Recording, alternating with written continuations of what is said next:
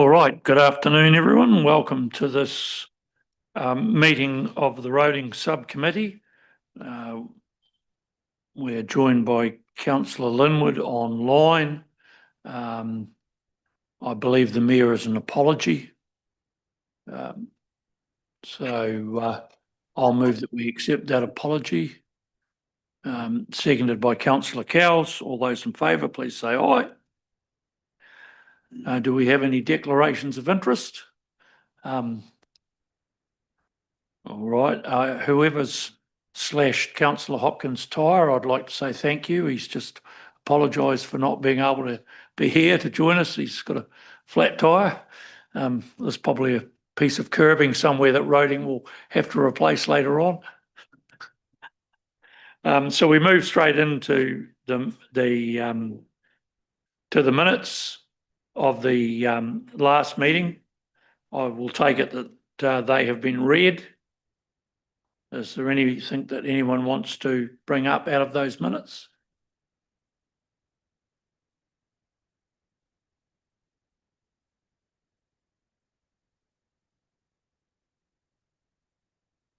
All right. Thank you, Councillor McCone, for moving that they are true and correct.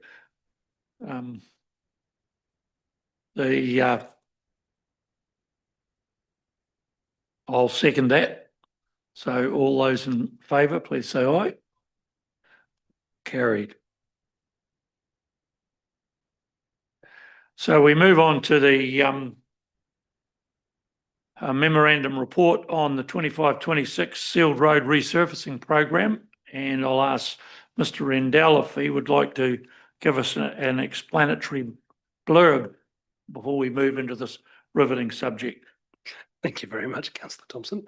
So this report serves to provide an update to the Roading Subcommittee on the resurfacing program for the 25-26 financial year. We did the same thing last year. It serves as an opportunity for us to be able to effectively communicate to yourselves as well as to the community at large what roads we'll be working on in terms of resurfacing for the next 12-month period. Council's currently out for tender for this contract. And is hopeful we'll receive some favourable pricing for the resurfacing activities. If we do, there may be some additional streets that may be added to the program to take full advantage of the funding we have available. Whereas if the cost estimates are a little bit off and pricing is not as favourable as we anticipate, the program will be scaled back accordingly. To my left here, I have Bryson Huxley, who's recently joined council as transport engineer. Bryson's put together the contract that is currently out for tender and has been involved in assessing the sites for the resurfacing program. Happy to take any questions at this point.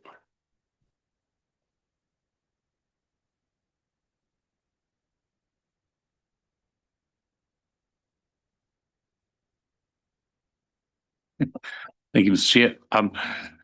This is not a complaint, it's an observation around the years, and I'm gathering, I'll just clarification. I noticed that some of the areas and some of the outlying wards, obviously, since they were currently resurfaced, is a lot longer. I'm gathering that's just due to usage and how much actual traffic goes over those roads. Would that be correct? Yes, so generally it's due to usage or just the quality, the subsurface of the pavement. So if it's cracked, then we're likely to do a reseal earlier. But yes, generally lower volumes don't require resealing as quickly as more higher volume roads. Thank you. Councillor Blackler. Oh, thank you, Mr. Chair. As a non-member of the subcommittee, if you don't mind, I just had a question on page 9, or the first page of the report. We talk about the candidate site selection process, which is done by algorithm, and then follow-up work to kind of verify and assess the plan going forward from there. I was just wondering, one of the common themes, well, not, I shouldn't say common, but occasional themes that have occurred over the term are the process of resealing parts of the network and then subsequent heavy use following, whereby kind of damaging the the piece that has just been resurfaced. And I just wondered, is there any scope or opportunity for incorporating some sort of assessment around the upcoming use of the network? A specific example would be forestry. Say if we had any knowledge of harvest about to take place, whether or not we hold off the resurfacing until following that being completed. Sure. If we have knowledge of such activities, then yes, we could program accordingly. But so at this stage, this is the list that we have found through that site selection, and this is what we know today. That could change, and that program has got flexibility to change according to the contract. So the contract is able to be sites to be able to drop off or come on depending on other factors most of the time. Mr. Huxley probably touches on a point that is has some element of frustration to it, where we don't tend to plan very well cross-organisationally. So there's a number of organisations that have utilities within our road and corridor.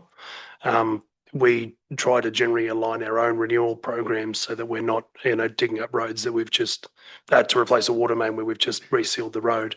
But unfortunately, despite best efforts, we don't always have forward work programs from other people that use the road and corridor. So whether that would be the likes of Network Waitaki or Chorus or Spark, and in some cases, forestry activities, because so many of those things are dependent on condition of the assets at the time, or in the case of forestry, when markets best suit, it's very, very difficult to plan for the longer term around ensuring that we're getting the best possible life out of the asset. We do try to take into account as many factors as we can, but it's not always perfect. Councillor McCone. Just for clarification, Josh, you've got here the average spending per lane kilometre, so we double that for per road kilometre. So is that per 2.4 or 2.5 lane width, or is it across the road width? A lane width does specify just a lane, so there's 2 lanes to a road. We use lane width because they're multi-lane roads, so for like Thames Street. That's why we use the lane width as our measure. So we're pretty much saying every rural road in North Otago is going to be double that cost per K.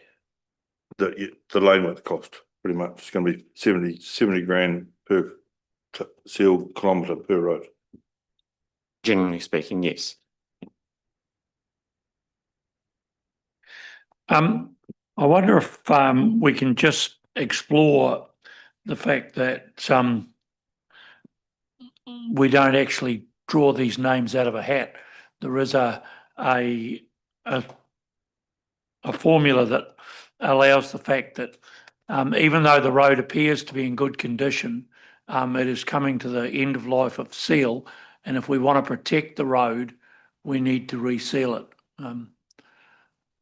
and maintain the investment, because once it deteriorates beyond a point, the costs shift greatly. That's a layman's parable. Can someone in roading tell me I'm right or totally wrong? That's true. There is a bit of a formula behind it. As the seal gets old, the bitumen or the binder holds all the chip on the road, starts to age and crack. If it cracks, then water can get into the pavement, and that creates potholes and other surface treatments. So it's all about waterproofing the road to an adequate degree that we don't have any water coming into the pavement and affecting the strength of the road. So the proposal in front of us in terms of basically this is what's going to NZTA or has gone to them and is dependent on their response as to whether we have overs or unders. No, so because we've used the candidate site selection tool, that's approved by NZTA. Essentially, these are the list of roads that have come up that are approved for a co-investment from NZTA. We're now just waiting on pricing coming back through the tender process, which will then let us know essentially how much of this list we can get done. Yeah. So this is all pre-approved, so to speak. All right. Well, I don't think anyone's going to be objecting to the fact that we can maintain some roads, but Councillor Percival? If the tender process is a 3-year contract, and unfortunately I haven't got the LTP in front of me, so I can't see what's for the next 3 years, but you've got an estimate of 2.6 mil for this financial year. How does the tenderer approach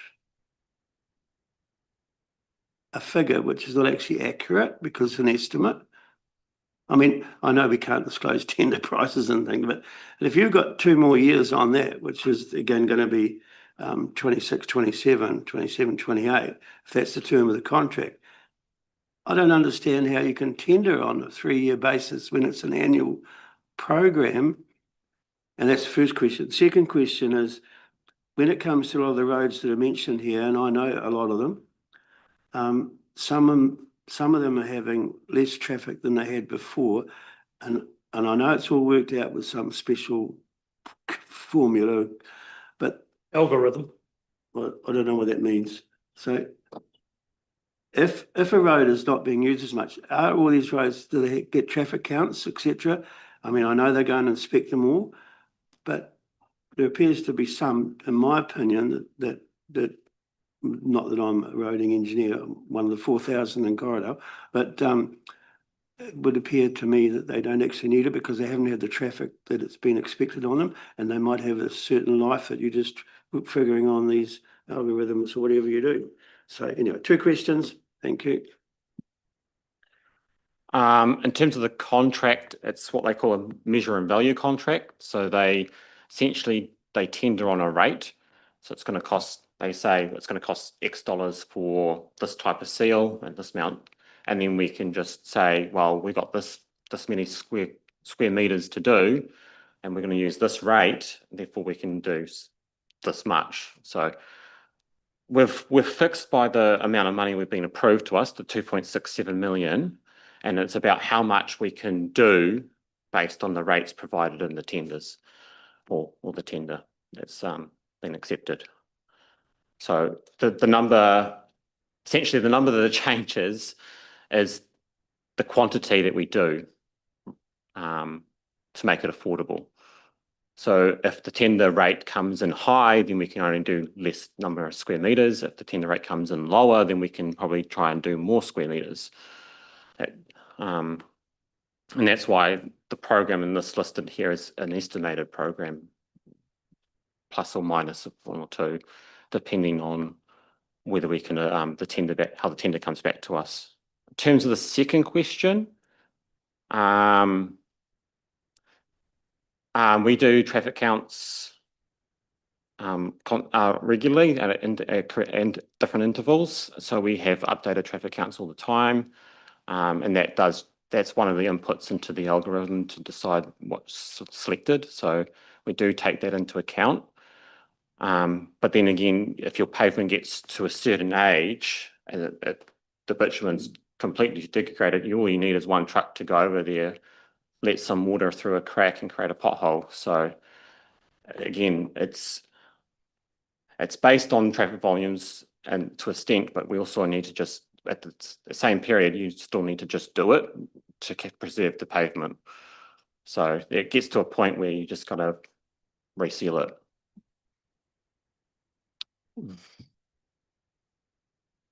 Councillor Blackler? Thank you. Just had a question of the list here, and the proposed parts of the network for reseal or second coat. How many of those items roughly, or a percentage roughly, would be under the access or low volume category, and would any of those particular parts be part of the broader direction I believe that this committee gave recently around the need to review the policy around the network in general and our approach to resurfacing?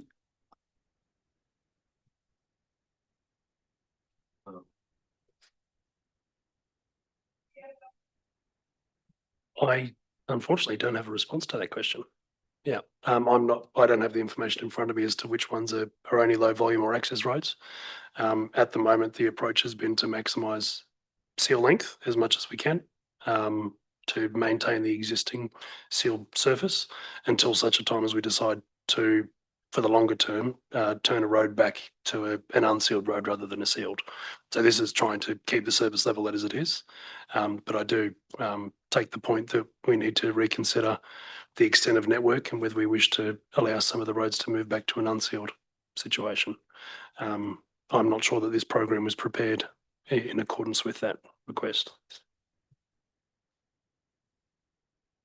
Just before I come to you, Councillor McCone, at our last meeting, we rejected a proposal to let a road go back to unsealed.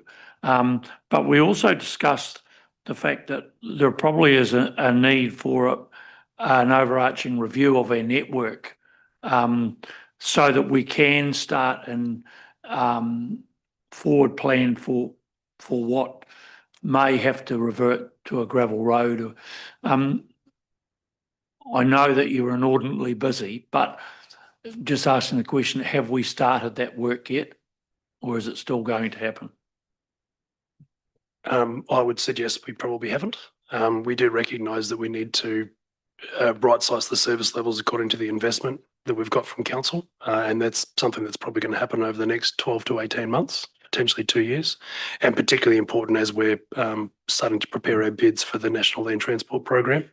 The focus at the moment has, from officers' perspective, has primarily been on water services delivery plan drafting and right-sizing our investment in water services rather than necessarily in the roading. No, I fully appreciate that, but I just wanted to keep it on the agenda. Right, Councillor McCone? Thank you. You've covered my question off part of it. There's just a couple of things. Takaraki Duntroon Road, I see is under Oamaru, so that could be shifted out of that. That's item 53. There's a couple of questions I have. Oamaru is going to get a lot of resealing. So is there a different rate for the usage of, where I'm coming from is a lot of the rural roads now are heavy traffic roads, as in volume in and volume out. A lot of the town roads are like cars. Is there a rate on the wear and tear on the surface of the seal? And can someone tell me what the difference between a second coat and a reseal is? So yes, we do count heavy vehicles as, we call them HCVs, heavy commercial vehicles. That rate does get applied to the reseal factor more, and so there's more emphasis on the heavy vehicles using it rather than cars. So like a low volume urban street will probably reseal less frequently than a low volume rural one due to the heavy vehicle content on it. What's the second question? Can you repeat? Oh, second coat. A second coat. So when a road is first formed, it has a first coat seal. Now that's only quite a very thin amount of waterproofing. So we tend to come back a year or two later to do a second coat, and that's to maximise that waterproofing of the pavement to keep its integrity. You have to wait a year or two so it allow the first coat to properly settle in bed, and then you come back and do a second coat to maximise that waterproofing and prevent any cracking or defects into the new pavement.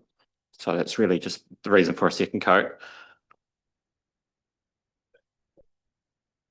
Another question, but I suppose it's already been answered. I'm not getting at anybody. So these roads that are on this list have been out and been peer reviewed or inspected or checked up on to make sure that what we've got listed here needs to be done, or it's not on a dated timeline that it has to be done, or how how are these actually get to this stage? Are they checked up on? Are they driven? Are they inspected? How does it work? So they were checked earlier this year, but before they get resealed, the new contractor, whoever that may be, will go out with either me or someone from infrastructure team to check them again, to double check that we got the right seal design, so we're putting the right treatment on the road, and making sure that it's still required to be sealed. So there'll be a final check before it actually gets sealed. And to make sure all the pre-seal repairs are being completed or it's ready to be sealed. No, thank you. I just needed clarification in my mind how that worked. So thank you. So just in quick summary, we go through the Candlelight site selection process. Yeah. There's a wonderful equation algorithm that we run through. We check and validate in person, and then we go out with the contractor. They come up with the seal design, which is dependent upon prevailing site conditions, sight lines, corners, bends, so on and so forth. They confirm the seal design with us. Then they go and do the work, and then there's a post check as well. So there's at least 3 instances with each of these roads where we go out and physically look at the road to make sure that we're investing the right amount of money and we're getting the quality that we'd expect from the investment.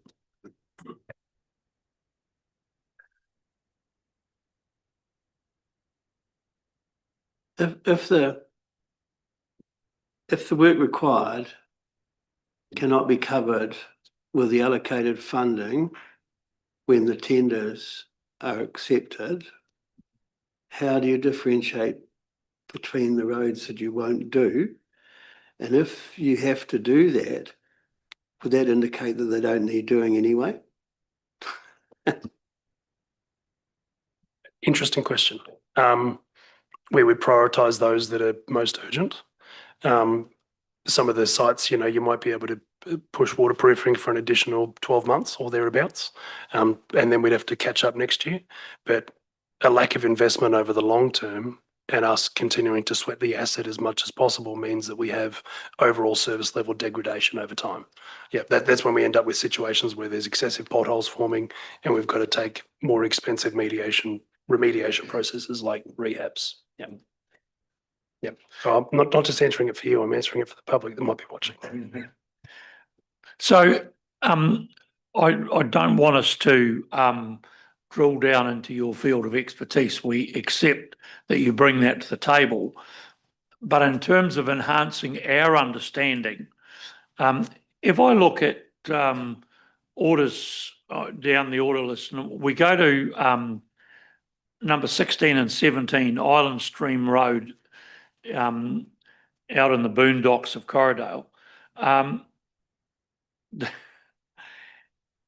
What I'm seeing there is a area of road that is 10 years and an area that's been 7 years since it's done, compared to a lot of these other roads that were in the early 2000s. Does that show us that is a higher traffic type road, or is it one that just hasn't lasted as well as what these others are? It could be any of those reasons.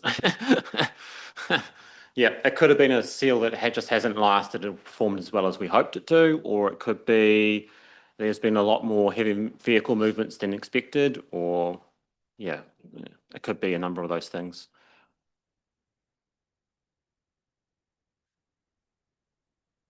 All right, no further questions on the road sealing program? Oh, one more. Sorry, and this is crystal ball gazing, but we have a very big gravel network as well.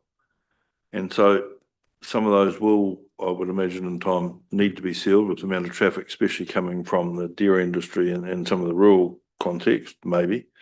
When we do those roads or maintain them, are we putting building them up so they get to a stage where they don't need the maintenance that they need now, but due to traffic? To clarify your question, because you've spoken there about unsealed roads and then potentially having to seal them in the future. With respect to our approach for unsealed roads. At the moment, we re-gravel them, re-metal them, intermittently, and grade them when there isn't, and when there's enough metal on the road, but add metal to the road if there's not enough of a base course there. When we're looking at resealing a road, it wouldn't just be a process of going over the top with a seal. We'd be needing to rebuild the pavement essentially to a higher standard. Given the levels of investment that we have and the service levels we can currently maintain, I'm not sure we want to look at sealing too many roads simply because our maintenance costs are going to go further up. And as we're trying to keep rates increases down, I'm not sure that there's sufficient investment available for us to maintain what we have, let alone improving service levels in unsealed parts of the network. Well answered, but I suppose where I'm coming from is when we go and remetal as a maintenance, instead of putting on 10 mil, we put on 30 mil so that we don't have to go as often and we actually start building up a decent base. If we have to move in the future, there's a base already there. Yes. Yep. So in terms of how much we're putting on roads, we do try to spread the investment across all of our network, which is a very, very large network. We're, approximately 1,200 kilometres of unsealed roads. We don't have a significant amount of investment available to be able to put metal on roads. I think each year, I have to double check, but we've got about $600,000 each year. And that $600,000 needs to go a long way across many, many roads. So in a lot of cases, as nice as it would be to increase the gravel depth, we often do the bare minimum required so that we have sufficient funding to be able to invest elsewhere. I think that leads us back to the question I asked before about our overall roading plan. And look, I 100% accept what you're telling us, Josh, in terms of we haven't got the money to do everything that we want. But maybe is that a conversation that we need to engage with our community of saying we can fix road A to a standard now, but it means road B is going to be a dodgy road for another 5 years till we get to it, and actually try and use what funds we've got to enhance the network so that the roads that are getting the use are, maintained at a level that's more acceptable.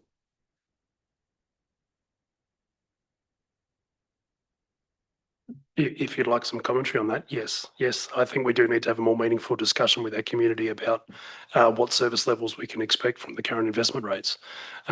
Frankly, most local government organisations within New Zealand have been sweating their assets as much as possible to try to reduce rate increases. We're not getting enough co-funding from NZTA to be able to maintain our existing service levels. I think the best thing that we can do is have a meaningful conversation with our community about what they want and what they can expect to pay, and then come up with the middle ground that best suits that. No, thank you for that. Councillor McCone? I'd just make the statement that the rural ratepayers, that's probably one of their biggest expenses, roading one of their biggest needs. So I think it's seriously some way we've got to look at a way of providing a service that works for them without making them pay more. All right. We've probably generated enough hot air that we could have sealed a road ourselves on that subject. So we'll move on to 4.2. The Roading Efficiency Group Transport Insights, which hopefully is going to tell us how well our roading department is operating in comparison to some others. If I've read the report right. So Josh is looking to his right, Paul, so I presume that you're in the driving seat for this one. Thank you for that. I'm joined by my colleague Gary Wook, who's the roading lead within the assets planning team, who will hopefully be able to answer some of your questions later. So the purpose of this report is primarily to share two reports we've recently received from the Roading Efficiency Group.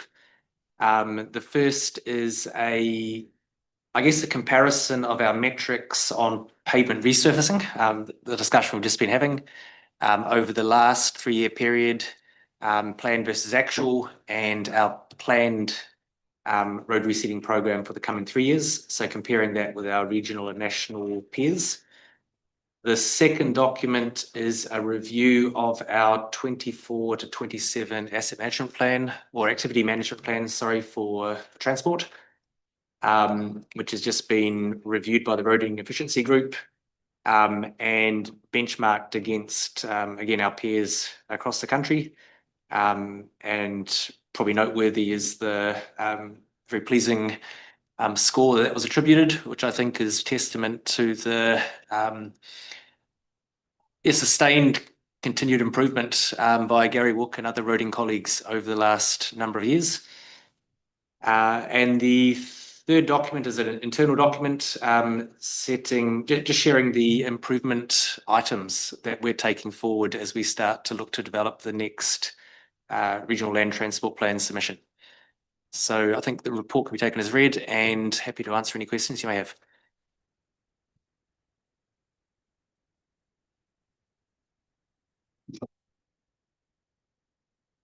Well, I'll just ask my first question. If I just go back to the, in terms of the first graphic page that is the review of the 21-24 local roads program, our achievement versus planning is below our region, our peer group, and nationally. Is there a reason for that?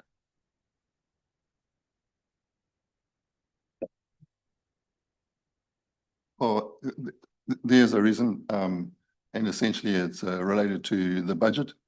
And so if you look at the achieved annual average, the percentage, Waitaki is actually doing better than the peer group. So, and we should be doing 7% probably. But the reality is that the budgets have actually, over the years in 21-24, have actually been reduced or have effectively been reduced by cost escalations. One of the benefits of the 24-27 program is that the budget went up, was approved by NZTA, went up by 28%. So we've managed to, over the 24-25 year, we managed to seal 5.6%. So that's a noticeable increase. But we need a lot more money to be able to go further. And so the government talks about 2% rehabs and 9% resurfacing, and that would equate to a 61% increase for us, just on resurfacing. So I think at that point we need to start thinking about the levels of service. So once again, the government expectation is sitting at a point, but government's funding is well below that. And we're expected, or the ratepayers are expected, to pick up the difference.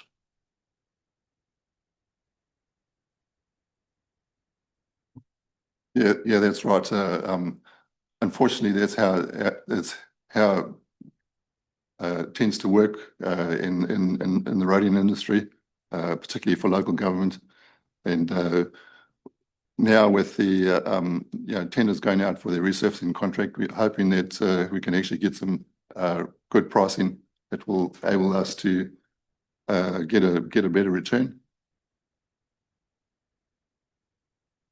No, thank you, Gary. I understand exactly where we're at, but I just wanted to ask those questions in terms of if anyone's watching. They keep going on that council needs to go back to its core business. Well, its core business can't operate if it hasn't got the funds to pay for it.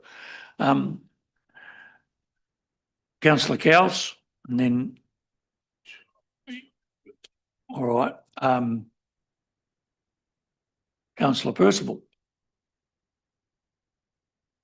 Yeah, pretty open question here. What is the benefit of being part of the road efficiency group? What is the biggest benefit?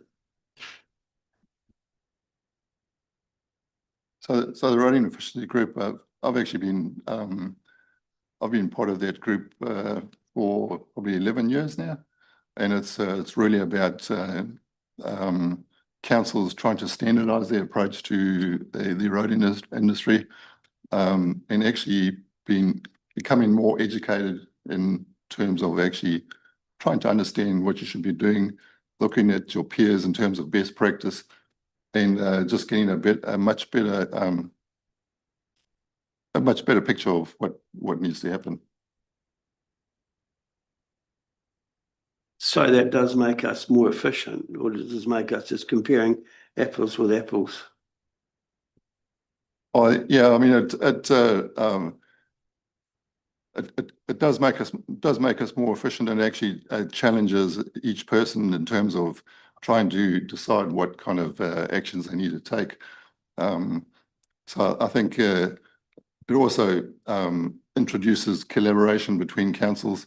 I mean, we have the Araki Roading Collaboration, so that just met last week. So we have 5 different councils there, and we talk about various different aspects of roading and how we can actually collaborate and improve.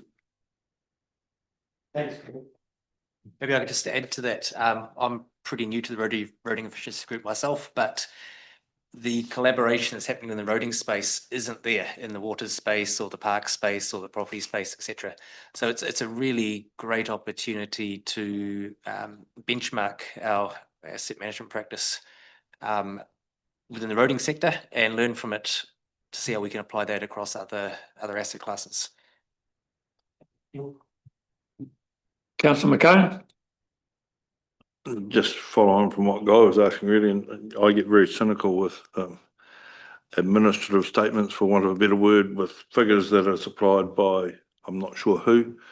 I'd like to benchmark ourselves on what we're actually doing ourselves, and I know it's always learn from others, which is very important, and it's not hard to a phone call or go and see those guys. But I'm just wondering if we spend more time looking at our own roads and doing them rather than wondering what the national average is, because you've got to compare apples with apples and geographical challenges with geographical challenges and material. So look, you guys are doing a top job, and I know it's hard, but while these figures are nice, they don't actually mean a lot to me. I think you're being unduly harsh, councillor. One of the benefits, and I would agree, Gary, that the opportunity to see what next door's doing, and also to see if we could dovetail. And on a similar vein, at the Regional Transport Committee, there was a paper at our last meeting based on the work that Southland District Council have done in preparation for bridge renewals, that was made available so that other councils can look and see, and an opportunity to maybe either cooperate going forward to help reduce costs, in that going out to market for 10 bridges is going to achieve a far better price than going out for 1. So I would actually commend the value of these comparatives with our neighbours and with our region.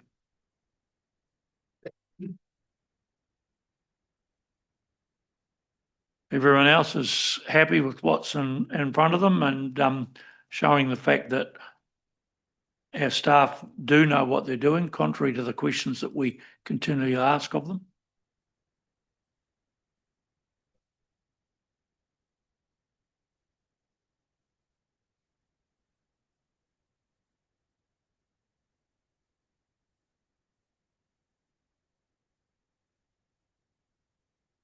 Actually, probably, Councillor McCone, one thing that I would agree with you is in the roading space, it's the acronyms, I think it is, isn't it? Or the various terms that come into play. at least we know when we see WDC, we know it's us, but there's a whole lot of other shortened versions that does come up. No further questions on that report.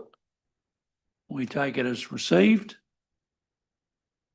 I wonder if I can just, on the fly, introduce a topic, assuming we have a little bit of time.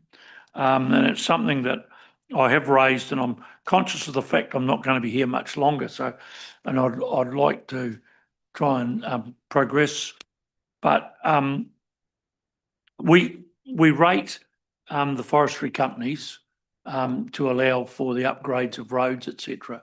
In my patch, we have a forestry company that 2 years ago approached us for assistance on a project, and we haven't progressed it. And again, I know that's because of other staff commitments, but surely the opportunity to channel funding into a scenario where logging trucks end up on the state highway and not our roading network offers a major benefit to us as a council. Yes, it does.